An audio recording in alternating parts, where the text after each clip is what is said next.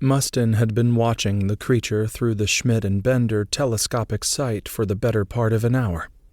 It had come over the cirque at daybreak, pausing as the first radials of sunlight struck its translucent skin. Its progression down through the boulder field had been slow and careful, stopping occasionally to sniff the remains of others like it. Others Mustin had killed.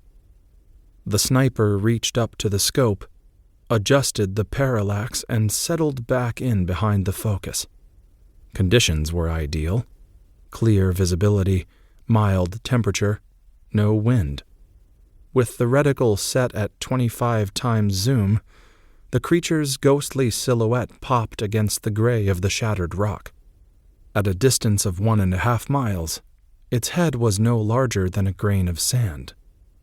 If he didn't take the shot now, he'd have to range the target again, and there was a possibility that by the time he was ready to shoot, the creature would have passed out of his sightline. It wouldn't be the end of the world. There was still a high-voltage security fence a half-mile down the canyon, but if it managed to scale the cliffs over the top of the razor wire, there'd be trouble. He'd have to radio in, call for a team, extra work, extra time. Every effort would be made to stop the creature from reaching town. He'd almost certainly catch an ass-chewing from Pilcher. Mustin drew in a long, deep breath, lungs expanding. He let it out, lungs deflating, then empty. His diaphragm relaxed. He counted to 3 and squeezed the trigger. The British-made AWM bucked hard against his shoulder, the report dampened by the suppressor. Recovering from the recoil, he found his target in the sphere of magnification, still crouched on a flat-topped boulder on the floor of the canyon. Damn. He'd missed. It was a longer shot than he normally took, and so many variables in play, even under perfect conditions. Barometric pressure, humidity, air density, barrel temperature, even Coriolis effect, the rotation of the Earth. He thought he'd accounted for everything in calculating his aiming solution, but the creature's head disappeared in a pink mist. He smiled. It had taken a little over 4 seconds for the .338 Lapua Magnum round to reach the target. Hell of a shot. Mustin sat up, struggled to his feet, stretched his arms over his head. It was mid-morning. The sky steel blue and not a cloud in sight.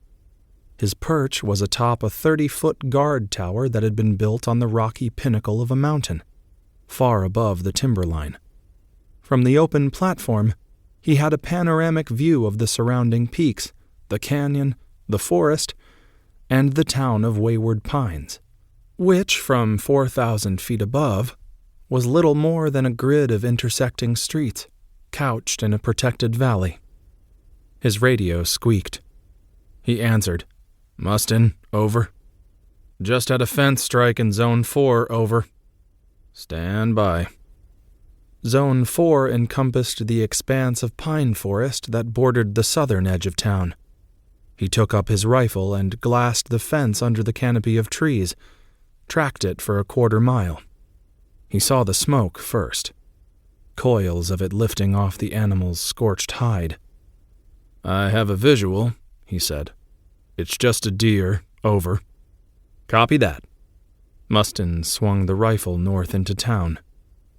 Houses appeared, colorful Victorians fronted with perfect squares of bright grass, white picket fences.